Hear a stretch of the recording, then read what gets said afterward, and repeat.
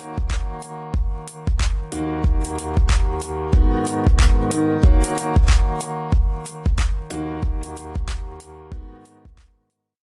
my name is Kunal, and welcome to the Geeks of the Valley podcast, which connects with some of the brightest minds globally who are leading their respective industries today to discuss the hottest upcoming industry trends and how their work is affecting the global economy.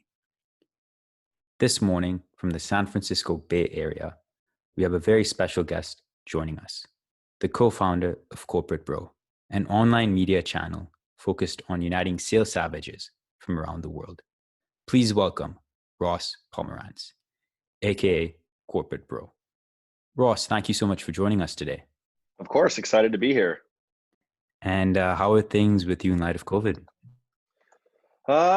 Things are good, man. It's obviously a different world out there. Everybody's dealing with something a little bit different. But needless to say, there has never been a better time for humor or a time where humor is more needed. Let's jump into the first question here, shall we? Yes, let's do it. Tell me about yourself and your background and how it led you to the path of getting into comedy.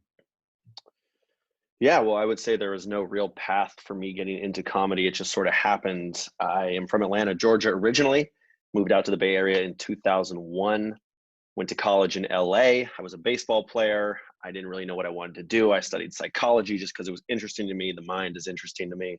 And I thought I was going to be a baseball player. And then I was going to do as my parents always thought, and I was going to go into business, so to speak. I didn't really know what that meant.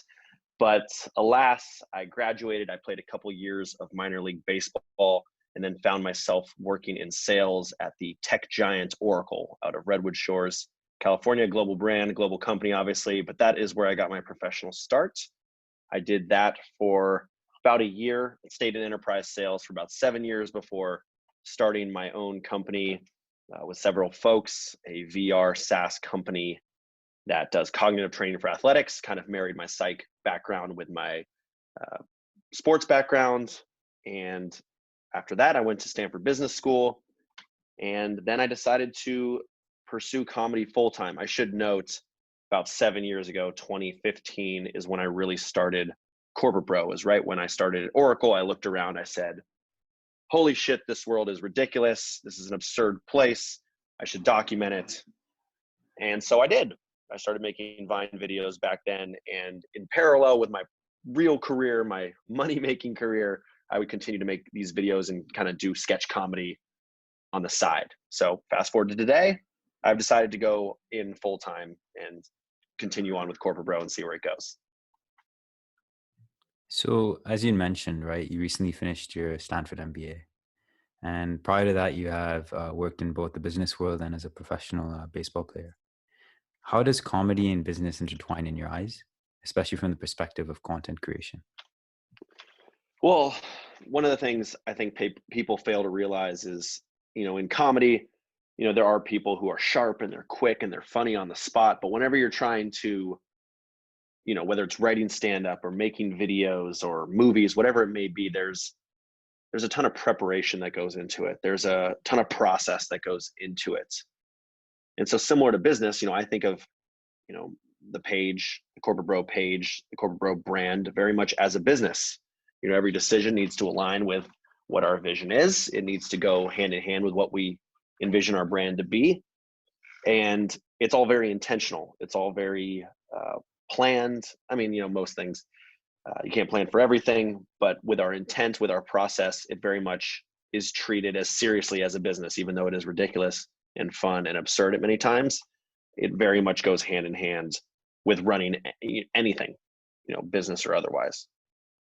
Currently at running Corporate Bro, right? What is one of the biggest challenges you have with your specific role?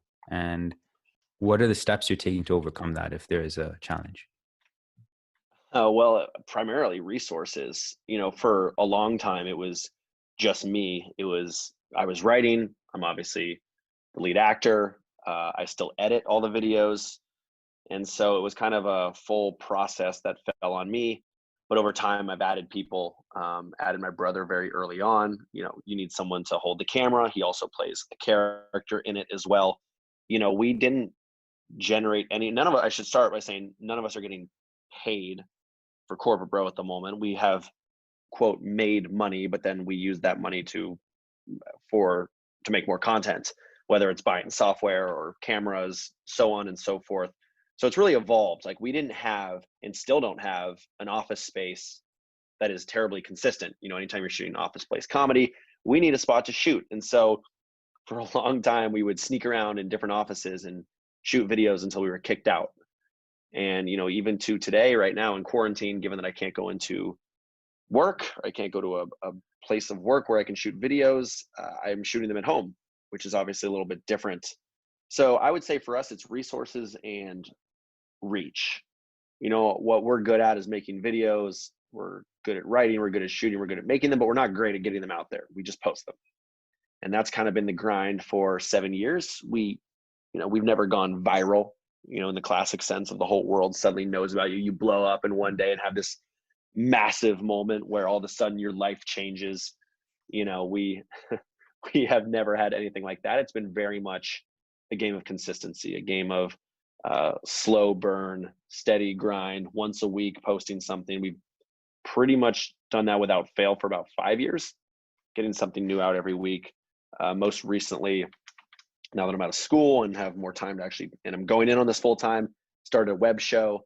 So our videos in the past have only been a minute long. Now we're doing 10-minute kind of web show sketches and interviews and kind of broadening the scope of what the Corporate Bro brand is, which is great and amazing. But it goes back to that point of how do we get it in front of more people other than, those who currently are aware of Corporate Bro. We are not great self-promoters. So resources and self-promotion are kind of where we lack the most. Interesting. And unsubscribe to Corporate Bro, is that the new angle you guys are taking? Could you expand on that? Yeah, so it's kind of a parallel show. So Corporate Bro is still very much sketch comedy focused. You go on the Instagram, you'll see all the 1-minute videos, so on and so forth. But Unsubscribe is, like I said earlier, it's about 10 minutes. But Unsubscribe, the name Unsubscribe comes from the fact that the number one response salespeople get when they do cold outreach, be it, especially with emails, people often respond with one word, which is just unsubscribe, which is hilarious to me, given that most emails have an unsubscribe button at the bottom. They could just do it themselves, but they'd rather take the time to type out unsubscribe and try to hurt the salesperson's feelings, which doesn't really work given the amount of people we have to reach out to each day. You got to have thick skin in sales. And so it's kind of a trophy almost. So we're really highlighting the struggle of being in sales. What is it like day to day? And trying, like I said, broadening it to different types of media rather than just a classic sketch. We're doing roasts, we're doing interviews, we're doing news segments, things like that to try and actually get more user-generated content. So we'll spotlight somebody who's doing great work in the sales world. And it might not be a quote unquote famous salesperson. It might just be some random sales guy at X or Y company who's been absolutely killing it lately with some, unique strategies. And then we'll highlight those strategies and so forth. In fact, we'll be talking about it in episode 2, which comes out a week from tomorrow. Very nice. And so as a comedian, how do you and your team kind of think through the creative process in general? No, we just smoke a bunch of weed. No, I'm kidding. I mean, I'm not entirely kidding, but we do have a process where Corporate Bro originally started as a very third person concept. It was very much like the old comic Dilbert, which is more of like our parents' generations, but it was the context of that comic was Dilbert was just like Joe Schmo working in the corporate world. And a lot of the comics highlighted the ridiculousness, the absurdities of working in, a corporate job. Ours was the same thing. So our creative process would always start with a caption. It would be like, Corporate Bro has a rough day. Corporate Bro, gets yelled at on a phone call. Corporate Bros, gets upset when the coffee machine breaks. So we start with that. And then we say, what is the game? We'll say, there's a lot of different mechanisms in comedy. For example, one is escalation. Each clip gets more and more desperate, more and more over the top, absurd. That's, one component until there's a break. Corporate Bro breaks, he explodes, whatever it may be. There's the classic law of threes where, Corporate Bro might try something 3 different times. You'll go A, B, and then C is something absolutely outrageous. and you bookend those with 2 clips that kind of return the full circle of the episode, puts Corporate Bro back where he started.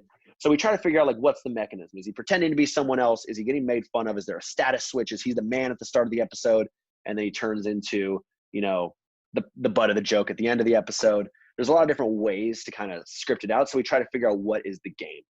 And once we have the game in mind, then we just start riffing, basically. We'll start saying, well, what if he starts with this? Great, that's a great start. What are 3 ridiculous things he might be able to do in this context? Here they are. We'll write them in. We'll shoot them. Sometimes we like them. Sometimes we don't. We'll go back and reshoot. I would say each 1-minute script or 1-minute video from script to edit takes about anywhere between 8 to 12 hours.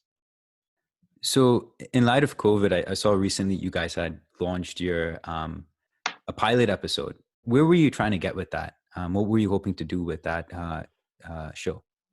Yeah, I mean, my dream has always been, sorry to all the salespeople out there, is to leave sales. I think everybody in sales has a shelf life at some point, and a lot of people in sales are doing something because it's great money and it's a great skill. But at the end of the day, a lot of us want to do something else. And so for me, I would love to be in TV. I would love to work in TV, write, act in TV, do sitcoms. And so my dream had always been to shoot a pilot episode for Corporate Bro. So before school, before going to Stanford, I got admitted into the Second City Film School, which is Second City is where a lot of the great comedians of our day came out. Tina Fey, Steve Carell, many others. The list goes on. But I decided to end up going to Stanford, which was a very big conflict between like what my heart wanted to do and what my mind wanted to do. So I said, over these 2 years, if I'm going to Stanford Business School, I am going to shoot this pilot one way or another. I'm going to find some people who can help me do it. I'm going to make it happen, even though I'm not around the most creative people in the world. I'm around some of the smartest people in the world. And so that was a goal I set out for myself. I found some people at school who helped me tremendously, and we ended up shooting it over the Thanksgiving break last year. The whole shoot was about 3 days. We shot for about 15 hours a day. We crammed a lot into a little. I wish I could do it over again. There's a lot of things I would change. I also had the flu during it. It was like the perfect storm of just shit. But it came out. I wanted to pitch it around to studios. I wanted to pitch it to film executives, so on and so forth. But obviously COVID, this was like, I think I showed it about a week into shelter in place. So, and the reason for that was I knew people were at home. I knew they needed some content. I knew they needed something to be excited about. And so decided to do a live screening, an online live screening, which I knew would get more eyeballs. So I was like, well, you know what? If all my meetings and everything's falling through in LA, I might as well show all the people who have contributed. I did a Kickstarter, so a lot of people contributed monetarily to the project, which was amazing to see. But I wanted them to see what we did. And at the end of the day, you can only control so much. I think one of the difficulties with Corporate Bro is that it's not mainstream, right? It's kind of like a niche corporate audience. A lot of Hollywood doesn't quite get that. Obviously, there's place for workplace comedies. Look at The Office or Workaholics or Silicon Valley, so on and so forth. But there's never been a show quite as specific to sales. Obviously, the Workaholics guys were telemarketers, but they never really talked about the truth. The same way Silicon Valley painted such a realistic picture of startups and founders and investors, they really, really glossed over the sales part. And the salespeople are the greatest. They're certainly, well, I would say they're the greatest, but they're certainly the biggest group of people in the Silicon Valley. You got your salespeople, and then you've got your engineers. And there are a lot more salespeople than engineers, mostly because it takes skills to be an engineer, and it doesn't take skills to be, or at least try to be, a salesperson. So I felt like that was neglected, and I feel like there is a place out there about a software sales team. There is a world where everybody would be interested in what that's like. Business Insider actually wrote an article, I don't know, years ago, that said sales is the profession with the fourth most psychopaths. It was the profession with the fourth most psychopaths, which I was like, well, shit, psychopaths, that's great for TV. Salespeople will do whatever it takes to hit their numbers. And so I know there's a lot of entertainment there. It's just, again, it goes back to sales. Like, I just haven't done a good enough job yet of selling the project to the people that have say over it. I just knew I wanted to get eyeballs on it. So I figured it was a good time to show it. It's still out there. It's still part of the dream. It's what I want to do. But obviously, with film studios shut down, Hollywood's kind of on standstill right now. I was like, well, this unsubscribed show I can shoot from my living room. I could shoot it like a talk show, like John Oliver or Trevor Noah or Jon Stewart, any of those shows. So, just I feel lucky that I'm able to even make stuff right now, given the current circumstances when so many projects have fallen through as a result of COVID. Right. And truly well said. You looked at the market, you're like, hey, there's a specific niche I can focus on here and really make something happen. So I do hope everything does work out for you and in the long run here. Thanks, man. Me too. We'll see what happens. People have it far worse than I do. I have a roof, I have a job, and I have the ability to be doing what I genuinely enjoy doing right now, where a lot of people don't have that flexibility. Yeah, I can't agree more. Um, so, you have these comedians out there, right? Like Hassan Minaj, Russell Peters, Fluffy. Mhm. What are some of the comedians you've looked up to that have helped, create who you are today? Yeah, I mean, from the sketch standpoint, Key and Peele are kind of the best to do it. There's an old group called Good Neighbor Stuff. In fact, two of the three members of that group are now on SNL. Beck Bennett and Kyle Mooney. Those guys were incredible during their time. As far as like stand up goes, Dimitri Martin is amazing at one liners. I actually enjoy Kevin Hart for his energy. Anthony Jeselnik is probably my favorite stand up comic out there. He's just so dry and so dark and so ruthless, and I very much appreciate his fearlessness. To say what he wants to say and know that it's for comedy. I think, I mean, not to necessarily jump ahead here, but the state of comedy is in a very interesting place where people are easily offended, easily triggered, easily upset. You can say this, you can't say that.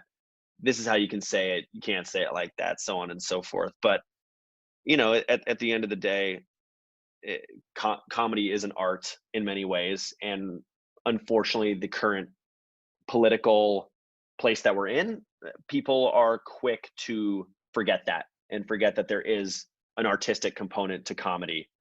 And it's harder than it's ever been to make good stuff. The stuff that you even look at The Office.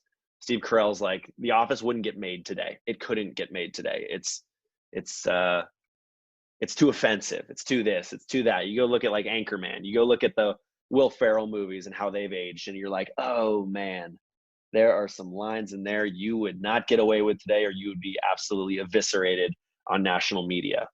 But you have to remember, like, times change, things evolve, and people are, quick to go try and dig something up that someone said years ago where no one would have batted an eye then, and now they want to take that person and burn them at the stake for it. So it's tough. It's tough, especially, one thing that I have to worry about is being quote unquote corporate comedy, right? And companies hire me to go do my version of stand up where I'm in character and go present to their sales teams. I'll speak at sales kickoffs. And, I know the leadership, when they bring me in, they're sitting there all nervous, like, oh God, what's he going to say? And yes, like, they do have say over what I ultimately end up saying, but sometimes I riff, I go off the cuff, I'll just say things. And I know, it's a risk. It's always a risk, but I've been lucky so far.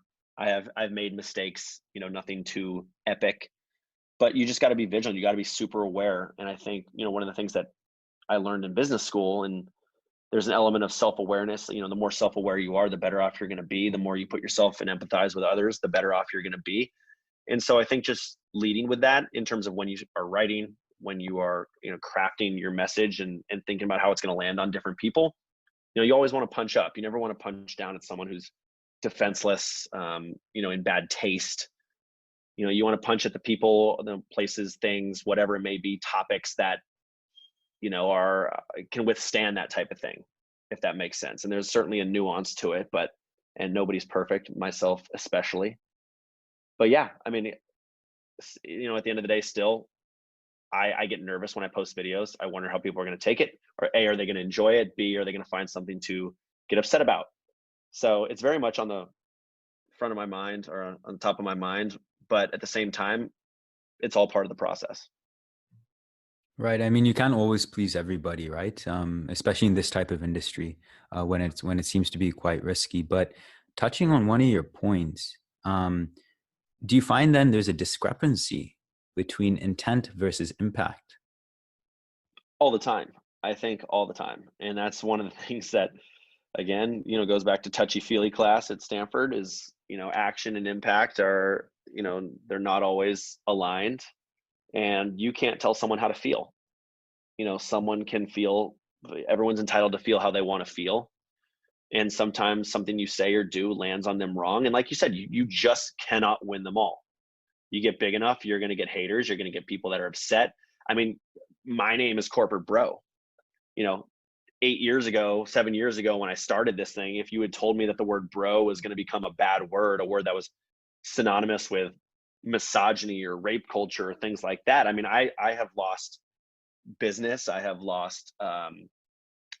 what I call blind haters, in that they see the word bro and they're immediately triggered. They're immediately mad. Like, how could you work with a guy named Bro? How could you, affiliate with something called Bro? When they don't realize that what I'm doing is making fun of that. I am a satire of that. So they're really quick to judge. And again, it goes back to the current political climate. That's just, people are very quick to their, what we call system one responses, which is I'm going to respond like viscerally and emotionally without thinking, versus before I skewer this guy on social media, let's see what he's about. Let's see what he's talking about. Let's see what he's commenting on. Then if you still hate me after all the videos, like, I can't, I can live with that. That's fine. I'm not your cup of tea. I'm not funny to many people, and I get that. But similarly, there's plenty of artists out there, or comedians, who I'm like, that guy is not, that guy, that gal, whoever it is, isn't funny to me. But I can appreciate why somebody else thinks they're funny. I can appreciate that their brand, their style appeals to a large group of people. So while it's not for me, I respect him as an artist, as a creator, as a comedian. Not my thing. And I think a lot of people are quick to just say, fuck that guy, fuck that person, they suck, I think they're terrible, they're shitty, they're offensive, I don't get it, there's nothing there for me, how does this person exist? Rather than saying, this is an art form, people have different taste, it's just not my cup of tea. I think it also touches on this point of, as humans, we psychologically, we tend to look at things more emotionally than logical first, right? I think that's interesting when you mention how people tend to react right away when they see they maybe see the name Corporate Pro, rather than maybe looking at your videos first or your content. Yeah. I mean, I think the emotional component is, you're never going to strip that away from people. But everybody's on high alert right now. Their trigger button is already half pushed. People are looking for reasons to be, upset, or take things personally, or, what we're seeing a lot now is react on behalf of other people and become an arbiter of what they think should be allowed or shouldn't be allowed. But that's always going to be the case. There's always going to be Karens out there. There's always going to be people that are trying to strip away the legitimacy of something other people are doing if it doesn't align with what they think to be the universal truth. But, to me, when people do that, that means I'm headed in the right direction. It means I've taken another step upward. So, I don't hate them for it. I think I wish people could think more logically and more, less emotionally. But at the same time, like, I can't spend time or energy worrying about them, even though I admittedly do at times. Right. Really well said. Do you have any other views in regards to the world of satire and comedy today? Is there one thing that really sticks out to you? Um, Not really. I think it's hard. I look around and I see the creators and comedians that I follow, and it has never been more quiet right now. There's a lot of serious shit going on in the world. There's a lot of, we're in the middle of a pandemic meets a civil rights movement, like, meets an economic crash. It's like the trifecta, perfect storm of just shit. We've got, a government that isn't exactly distinguishing itself right now. And so there's a lot of other, honestly, more important and pressing things on the top of people's mind. But I don't want to be, I am not going to stop doing what I love to do and what I believe to be something that helps the world laughing, like taking a second and holding up a mirror to ourselves and realizing exactly how ridiculous that thing you're looking in the mirror and seeing is.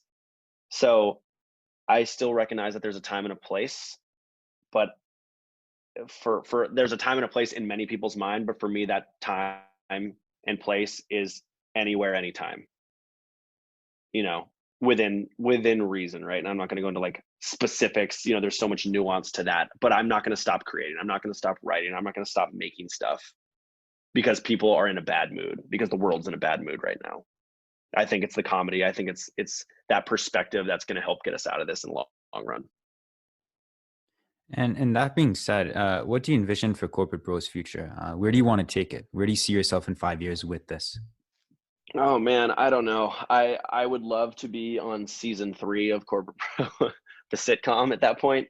Um, I would love to be a John Oliver, Trevor Noah, Jon Stewart, those guys. I would love to be a late night show talk host, Conan O'Brien. I mean, those guys are so smart. They have such good, unique, worldly takes on politics, on news, on all things. They're just smart and they're witty. And I would love to, you know, be their peer one day. 5 years is probably too short a time, maybe in 20 years for that. But that's what I would like to do. I would love to continue to do entertainment and be close to funny people and creative people and keep making weird shit and seeing the world laugh. That's, if I'm doing that in 5 years, regardless of how much money I'm making, regardless of if I'm in my parents' basement, which, there's a high probability of that, I'll still be happy. And Ross, to wrap up our call with our last question here today, and I think you kind of alluded to this quite a few times in the conversation we've had so far. What piece of advice would you give to people out there from the journey you've kind of had up until now? Yeah, people, I think people want to do what makes them happy. Like deep down, we all have a subconscious place where if we could throw out responsibility, if we could throw out the need, money, like what would we do?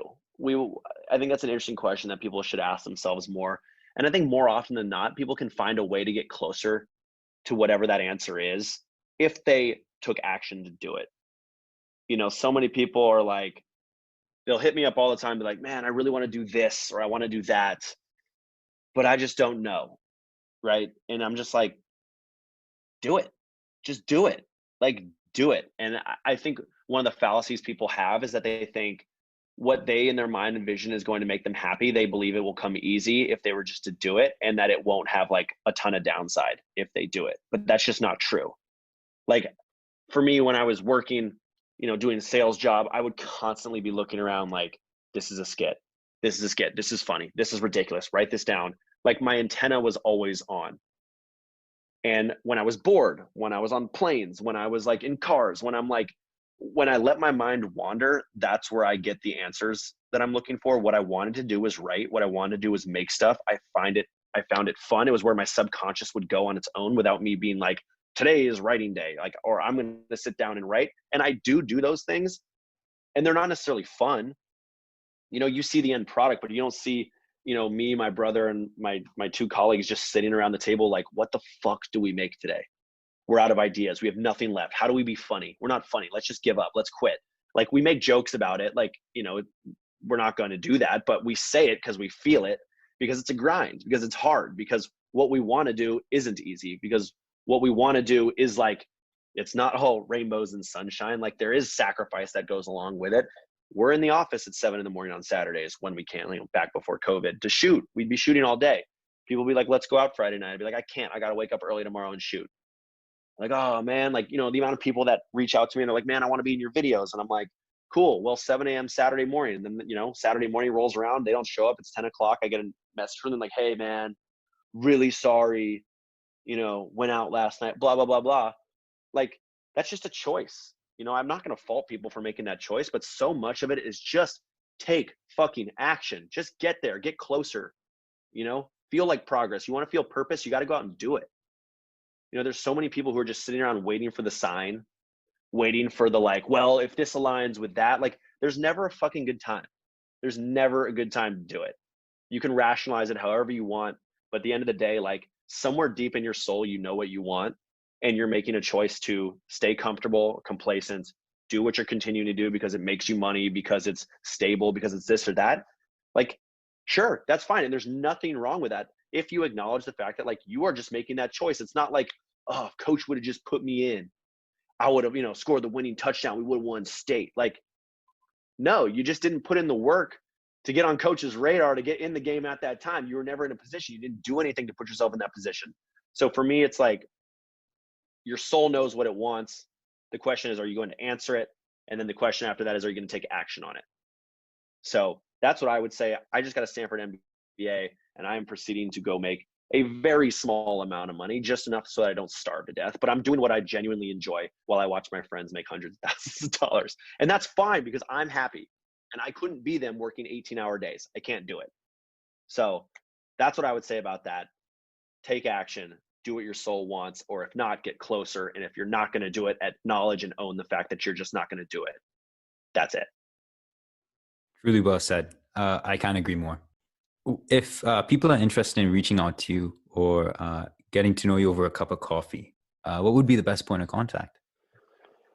Oh, there's a million ways to do it. You can email me, which this email address might shock you, corporate@corporatebro.com. Of course, if you like my real name, Ross, you can email ross@corporatebro.com, or you can just send me a message on every single social media platform that I'm on, with the exception of TikTok. I barely know how to use it. It also kind of creeps me out, the whole TikTok thing. So Instagram DMs, email, LinkedIn. You can add me on LinkedIn, Ross Pomerantz. You'll find me on there. I'm the guy who looks like an asshole. So I'm not too far away. I'm pretty accessible, and those are the best ways to do it. Ross, it was a pleasure having you on Geeks of the Valley. Thank you so much for joining us today. Thank you so much for having me. It was a pleasure.